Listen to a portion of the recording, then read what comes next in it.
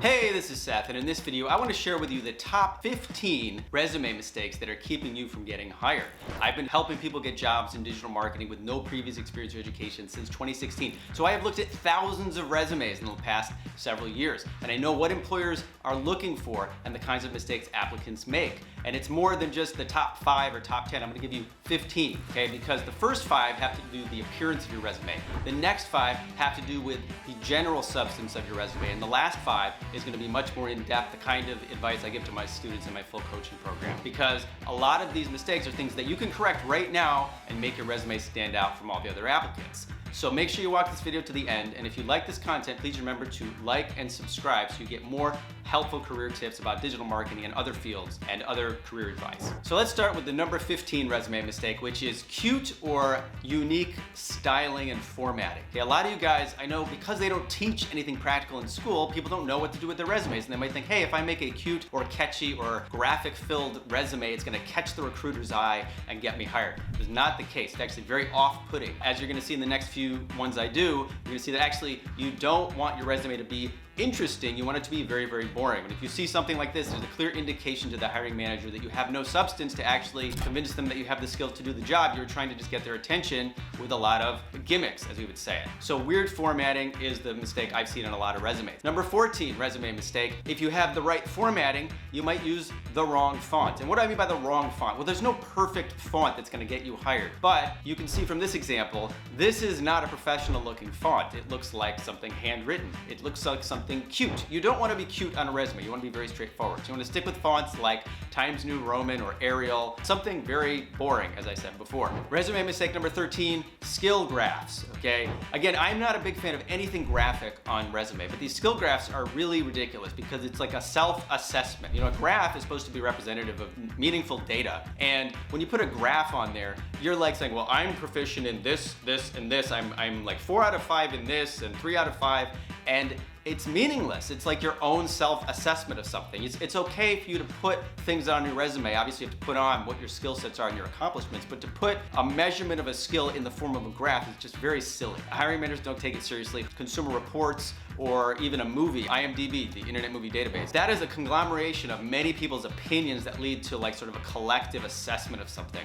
But this is just you. No one else is like ranking you with this graph. It's your own ranking. It doesn't have any meaning. So I think they're ignored by hiring managers. I definitely don't recommend it. Resume mistake number 12, headshots or photographs of yourself, okay? You know, there's some people that will say this is a good idea. I say it's always a bad idea because remember, the resume is about showcasing your skills and competencies, and then the interview is where you get to showcase your personality. And the problem with photographs is that there are unconscious biases that everybody has. This goes all the way back to like when you look at even my webinar landing page. There's no picture, well, there's a picture of me, but it's at the very bottom. When people see a photo of someone, without meaning to, they may have an opinion. You know, people come to my YouTube channel, some people like my face, some people don't like my face, and it's totally subjective. The way I look at it is when you're putting the resume out there, the most professional thing to do is very objectively share what you can do. Putting your photo on there is just an unnecessary variable. You just don't want to have in the mix. And also, it's just a bit off-putting, you know? The hiring manager is looking at thousands of these resumes. They want to see what you can bring to the company. They don't want to even get to know you or look at you until past like the first round of the resume review process.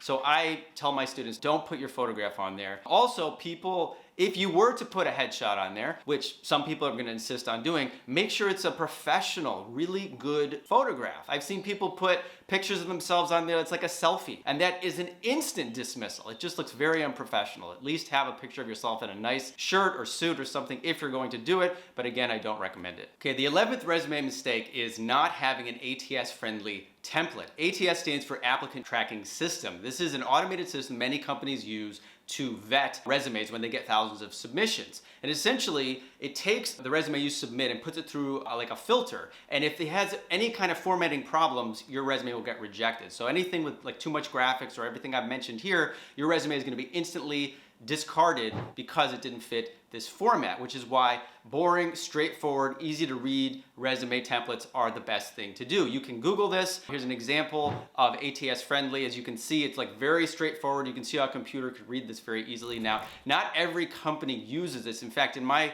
experience of many years helping people in digital marketing, I didn't even use an ATS friendly template exactly for many years, and people still got hired because a lot of these agencies are smaller companies that may not use this software. But especially with bigger companies, and you never really know if they're using it or not, you want to have a resume that is easy to read, not only for the hiring manager, but for any computer systems they may have that are using ATS. So definitely make sure that whatever template you're using is ATS friendly. The number 10 resume mistake, and I see this one all the time, is putting education above your experience. Now, it might make sense, and I know I did this when I graduated college, that you just spent all this time, energy, and money on your degree, and you're very proud. So you go, well, I'm gonna put my degree at the top of the resume. And I remember when I went to my first employment agency in Los Angeles, the woman looked at me like I was nuts, kind of laughed, and said, you can't put that at the top. Nobody cares. No, employers don't care about where you went to school. They wanna know about your experience.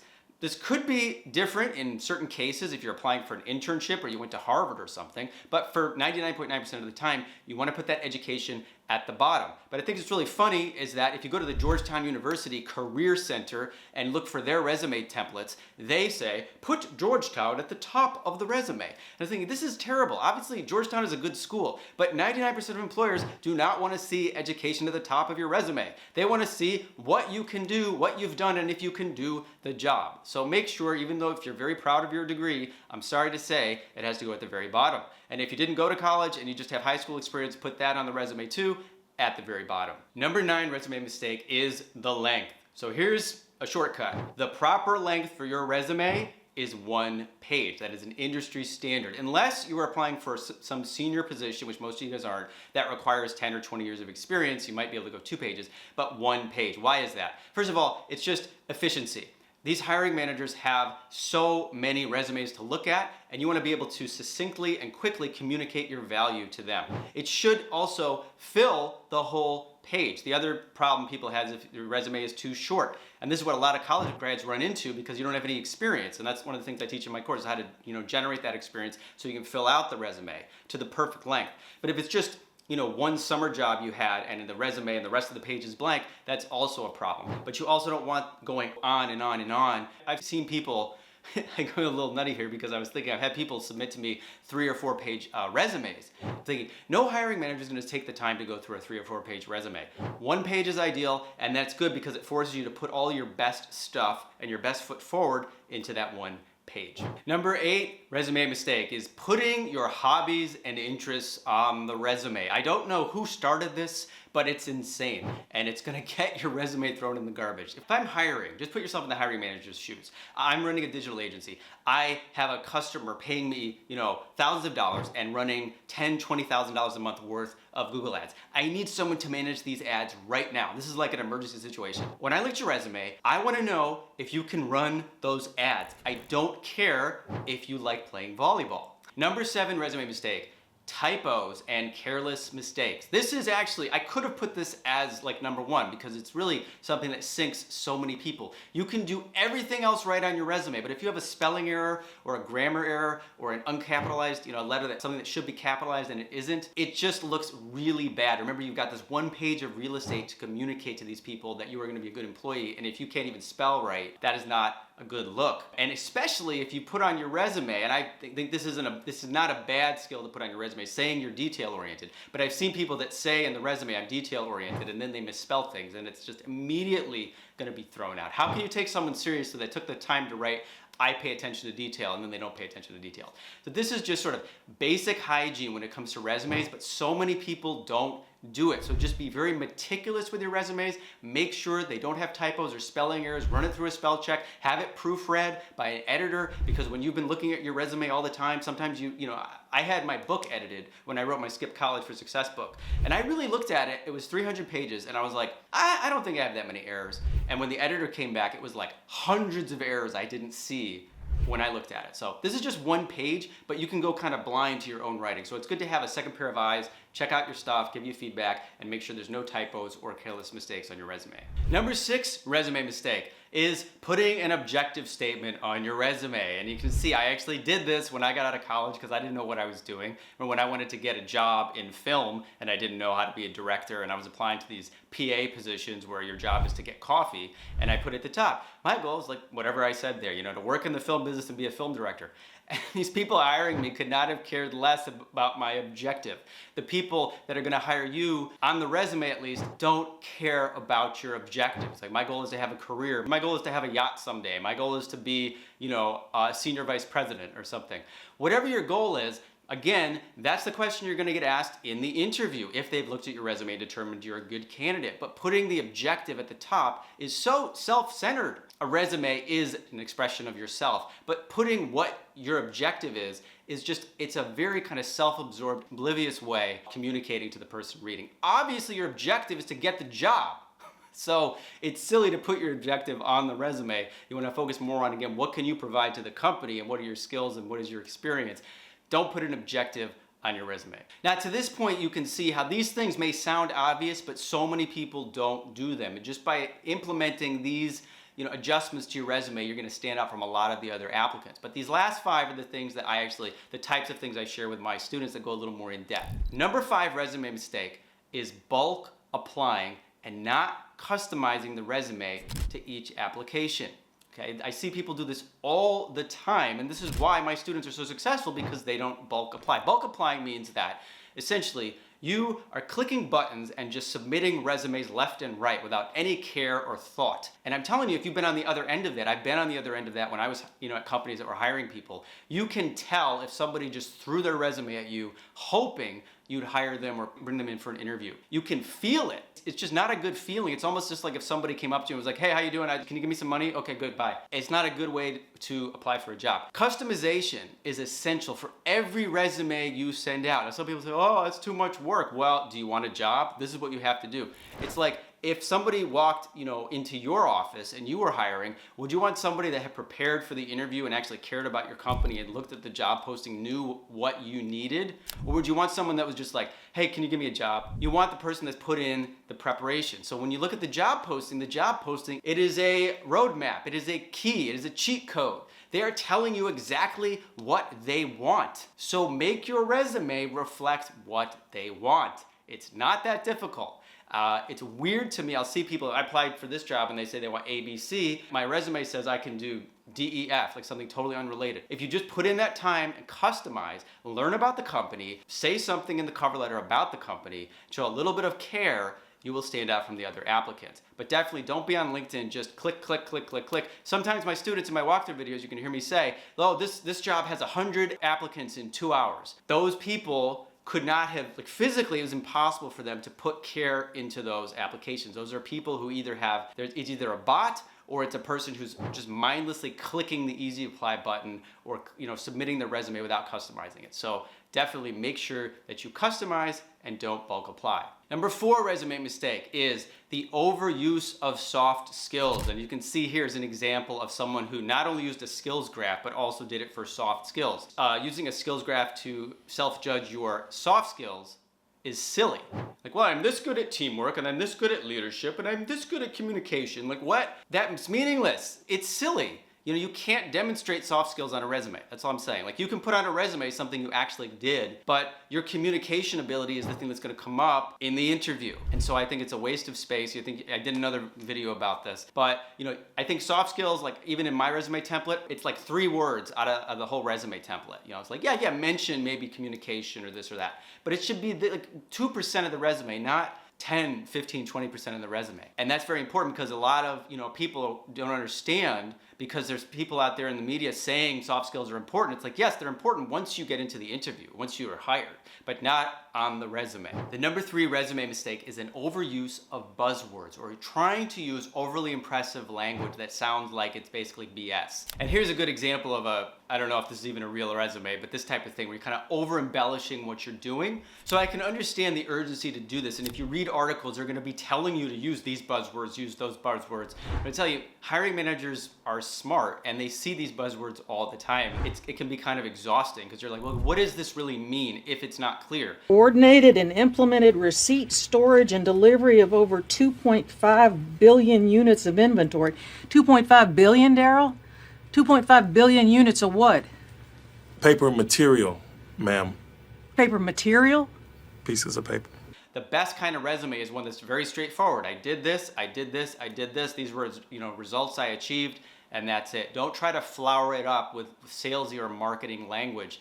A lot of times this is what happens when people don't have the foundational stuff to put on their resume. They try to embellish it a bit. And again, you can do that a little bit, but don't take it to the extreme like Daryl did.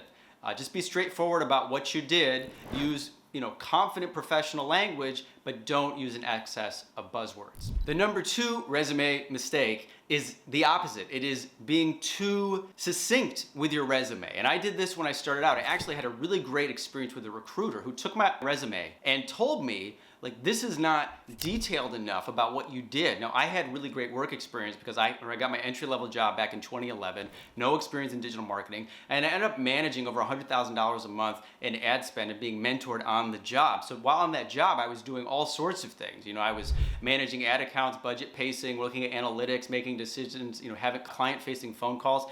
I did all these things that I never thought were important enough, or it just didn't occur to me to put them on the resume.